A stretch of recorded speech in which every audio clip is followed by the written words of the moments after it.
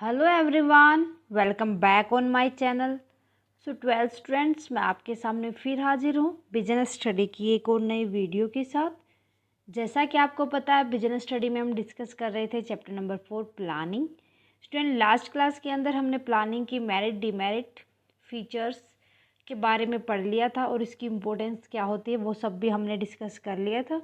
Hope आपने previous video देख ली होगी और अच्छे से समझ आ गया होगा कि प्लानिंग बेसिकली होता क्या है। उसके बाद चैप्टर को आगे बढ़ाते हुए आज हम डिस्कस करने जा रहे हैं student process of planning process को। Let's start student.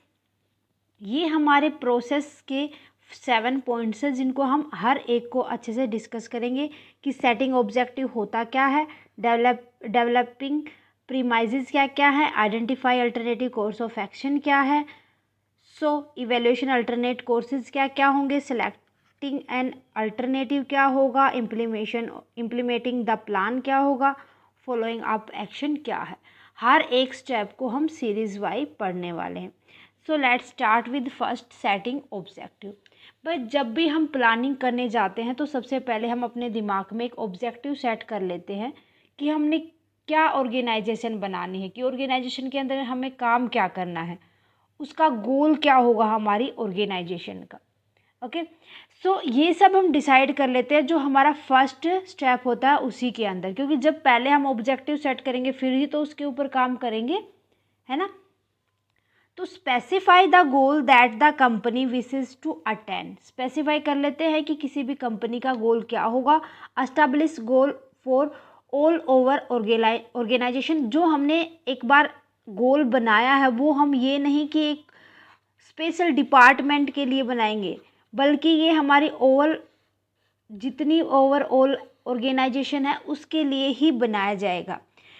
इसी तरीके से सबसे पहले तो हम गोल सेट करेंगे हमारी ऑर्गेनाइजेशन के लिए, उसके बाद as well as individual department, unit and personal.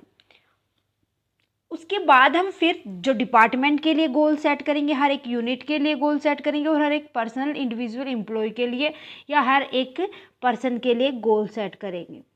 Clearly state the organisation objective and define how all department will contribute to the overall goal.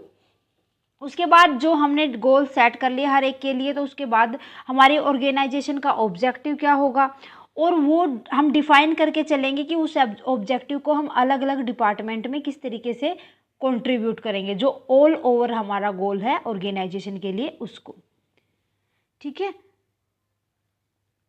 Objective must be communicated to each unit and to personnel at all levels so that they are aware of how their action contribute to the achievement of a goal। कि जो objective हमने जो सबसे पहले हमने mostly तैयार किया है उसके लिए वो हम ये देखेंगे कि हर एक यूनिट के लिए होगा, हर एक पर्सन के ऊपर अप्लाई करेंगे हर एक लेवल पे। तो लोग उससे जितने भी पीपल होते हैं उस ऑर्गेनाइजेशन में वो अवेयर हो जाते हैं और अपने काम को इस तरीके से करते हैं ताकि हम ऑर्गेनाइजेशन का गोल को अचीव कर सके। Manager must engage in goal setting process and give ideas. जो मैनेजर होते हैं वो गोल सेटिंग प्रोसेस के अंदर हेल्प करते हैं और अपने आइडियाज़ कंट्रीब्यूट करते हैं। एग्जाम्पल हो जाएगा setting sales goals, launching a new product और एक्सपेंडिंग इनटू न्यू मार्केट। की एग्जाम्पल हो सकते हैं कि हमने सेल गोल तैयार करनी है, कि हमने लिस्ट विद इन 1 वीक हमें 10,000 की गुड्स तो तैयार करनी ही है, उनको सेल आउट करना ही है।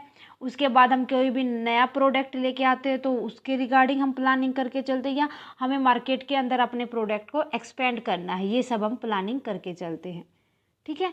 देन हमने यहाँ पर अपने ऑब्जेक्टिव को सेट कर लिया, ऑब्जेक्टिव सेट कर लिया कि हमें करना क्या है। उसके बाद हम देखेंगे डेवलपिंग प्रोमाइजेस, कि हमने जो ना ये सेट किया, जो हमने ऑब्जेक्ट या जो गोल हमने सेट किया है, अब हम उसके ऊपर काम करेंगे, उसको डेवलप करेंगे, उसके लिए कुछ प्रोमाइजेस तैयार करेंगे। मीन्स यहाँ पर प्लान बनाएंगे कि हम कुछ अजम्पशंस लेके चलेंगे उन सेटिंग्स के, उन ऑब्जेक्टिव के रिगार्डिंग। जो ये अजम्पशन होंगी ये बेसिकली हमें प्रोवाइड करके चलेंगे प्लानिंग, जिनको हम क्या बोलते हैं, प्रीमाइजेस। जो एक ऐसी अजम्पशन जो हमें प्लानिंग का बेस दे के चलते हैं वो प्रीमाइजेस कहलाती है। All managers involve in planning should be familiar with them because plan are expected to operate and reach their designation subject to this. So जितने भी हमने ये प्रीमाइजेस तैयार किए गए हैं, इनके अंदर जितने मैनेजर हैं वो सारे के सारे इन्वॉल्व होंगे और उनसे फैमिलियर होंगे, क्योंकि वो क्या एक्सेप्ट करके चलते हैं कि हमने क्या काम करना है ताकि हम अपनी डेजिग्नेशन तक पहुंच सके, जो हमारा गोल है उस तक हम पहुंच सके। तो इसके लिए सबसे पहले तो इंटरनल प्रीमाइजेस तैयार किए जाएंगे, उसके बाद एक्सटर्नल प्रीमाइजेस। इंटरनल प्रीमाइजेस के अंदर हम देखेंगे कि कॉस्ट कितनी होगी उस प्रोडक्ट की, कितनी हमें उसके ऊपर कैपिटल की नीड होगी, किन किन मशीनरी की नीड होगी, और उसके ऊपर जो हम जितना भी हमने कैपिटल लगाई, मशीनरी लगाई, तो उसके ऊपर हमें प्रॉफिट कितना मिलेगा। ये तो बात थी इंटरनल प्रीमाइजेस की एक ऑर्गेनाइजेशन के अंदर। उसके बाद हम बात करते हैं एक्सटर्नल प्रीमाइजेस की, कि अगर टेक्नोलॉजी में चेंजेस आ जाता है तो हम उसके लिए क्या प्लानिंग करके चलेंगे। पॉपुलेशन ग्रोथ करती है तो उसके लिए हम क्या प्लानिंग करके चलेंगे, या फिर हमारे जो कंपटीटर है, वो कंपटीशन है, वो कोई अच्छी गुड्स तैयार कर दे तो फिर हम क्या करेंगे। गवर्नमेंट पॉलिसीज़ के अंदर क्या क्या चेंजेस आ सकते हैं तो उसके लिए प्लानिंग करके चलना। ये इंटरनल और प्रीमाइजेस और एक्सटर्नल प्रीमाइजेस हैं। ओके, सो हमने जो ऑब्जेक्ट तैयार किया था उसके लिए हमने उसकी डेवलपमेंट के लिए हमने कुछ प्रीमाइजेस तैयार कर लिए। उसके बाद हम ये देखेंगे कि हमारे उद्देश्यों को पूरा करने के लिए हमारे पास अल्टरनेटिव कोर्सेज कौन कौन से हो सकते हैं। Identify alternative course of action. अब हम क्या करेंगे कि इसके लिए अल्टरनेट क्या क्या ढूंढेंगे। सबसे पहले हमने ऑब्जेक्ट को सेट किया, फिर उसके बाद हम देखेंगे कि ऑर्गेनाइजेशन के अंदर उस ऑब्जेक्ट को पूरा करने के लिए कि मैनेजर्स के पास एक लिस्ट होती है कि हम इन अल्टरनेट लिस्ट बना लेते हैं अल्टरनेटिव की, कि through which the organization can achieve its objective as there can be many way to achieve the objective and manager must know all of them. Means हम किन किन तरीके से अपने ऑब्जेक्टिव को पूरा करेंगे, कि हमारे पास और क्या तरीके हो सकते हैं। अगर एक तरीका फेल हो जाता है तो दूसरा क्या हमारे पास प्लान होगा उसके रिगार्डिंग। तो किन किन चीज़ों को तैयार करके चलता है, आइडेंटिफाई करके चलता है एक manager. Sale could be increase through any of the following way by enhancing advertisement expenditure, कि हमें एक्सपेंडिचर कर दिए किसके ऊपर, एडवर्टाइजमेंट के ऊपर। हमने ज़्यादा से ज़्यादा विज्ञापन किए, एडवर्टाइजिंग किया, ताकि लोगों तक हमारे प्रोडक्ट के बारे में पहुँचे। Appointing salesman for door to door sale, हमने डोर टू डोर सेल करने के लिए एक सेलमैन को अपॉइंट कर लिया। बाय ऑफरिंग डिस्काउंट, हमने या फिर अपने प्रोडक्ट के ऊपर डिस्काउंट दे दिया, या हमने प्रोडक्ट लाइन में कुछ नए प्रोडक्ट को और ऐड कर लिया। ये तरीके होते हैं सेल्स को इंक्रीज करने के। इस तरीके से अल्टरनेटिव को भी ढूंढ के रखना होगा। उसके बाद आता है 4th नंबर पे evaluating alternative course of action, कि अल्टरनेटिव कोर्स ऑफ एक्शन जो हमने अल्टरनेट रखे हैं अब उनको इवोलेट करना है, उनको इवोल्यूशन करना है। जितने भी उसके अंदर पॉजिटिव या नेगेटिव एस्पेक्ट होते हैं, ईच और every personal need to be evaluated to determine their feasibility and consequences in the light of each objective to be achieved, कि जितने भी पॉजिटिव और नेगेटिव एस्पेक्ट होते हैं हर एक प्रपोजल के लिए उनका इवोल्यूशन किया जाता है यहाँ पर। उसके बाद हम डिटरमाइन करके चलते हैं कि हम इनको किस तरीके से अपने ऑब्जेक्ट को अचीव करने के लिए यूज करेंगे, फिर उनको हम सीरीज वाइज लगा लेते हैं। एग्जाम्पल के अंदर देखो, in financial plan risk return trade off are important, कि जो हमने ये तो ज़रूरी होता है ना कि हम पहले से ही फाइनेंशियल प्लान करके चले। अगर हमें मिड द आवर ऑब्जेक्टिव या प्रोसेस ऑफ प्रोडक्शन अगर हमें पैसे की नीड होगी तो हम कहाँ से लेंगे। रिस्क रिटर्न ट्रेड ऑफ, तो अगर कोई भी रिस्क है तो उसके लिए रिस्क रिटर्न ट्रेड ऑफ क्या यूज़ करेंगे हम।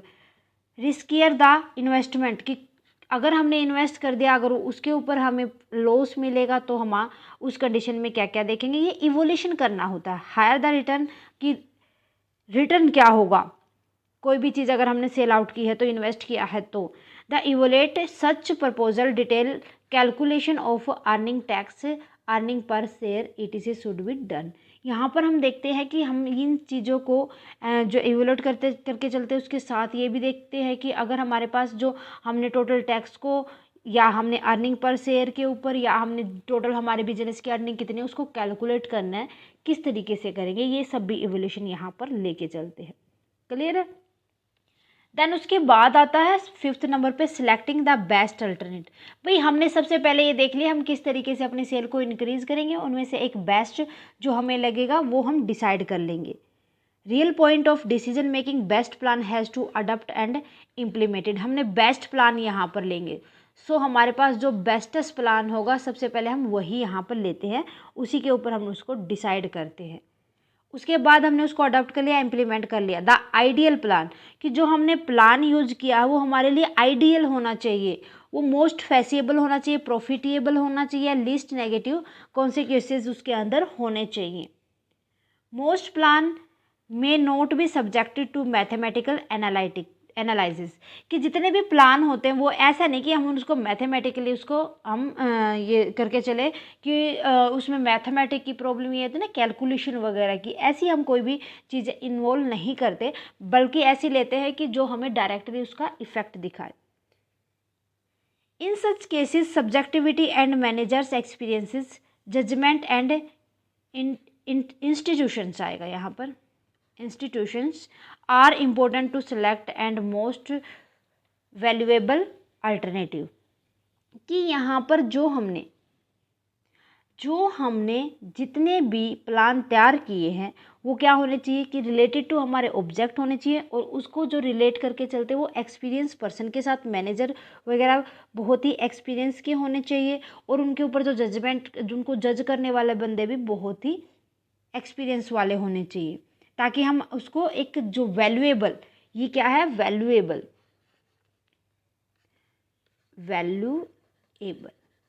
ठीक है। So sometime a combination of plan may be selected instant of one best course. कई बार क्या करते हैं कि हम एक के बजाय 2 प्लान हम अपने लिए तैयार करके चलते हैं, ताकि अगर हमारा एक प्लान फेल हो जाता है तो दूसरा उसके ऊपर काम कर सके, ठीक है। बेस्ट अल्टरनेट हमने चूज कर लिया, अब हम अपने प्लान को फाइनली इम्प्लीमेंट करके चलेंगे। मीन्स क्या होगा कि जो भी हमने प्लान बनाया था, concern with putting a plan into action, कि हम उस पे जो हमने प्लान बनाया था अब हम उसके ऊपर काम करने वाले हैं। For implementing the plan manager start organizing the and assembling resources for it. जब हम अपने प्लान को इम्प्लीमेंट करने जाते हैं तो उसके ऊपर जितने भी मैनेजर्स होते हैं वो ऑर्गेनाइजिंग करना स्टार्ट कर देते हैं, और जितने भी उसके लिए रिसोर्सेज की नीड होती है वो उसको असेंबल करना स्टार्ट कर देते हैं। For example, if there is a plan to increase production then more labour more machinery will be required, कि अगर हमें प्रोडक्शन को इंक्रीज करना तो उसके लिए हम अच्छी मशीनें लगा देंगे और ज़्यादा से ज़्यादा लेबर उसके ऊपर लगा देंगे।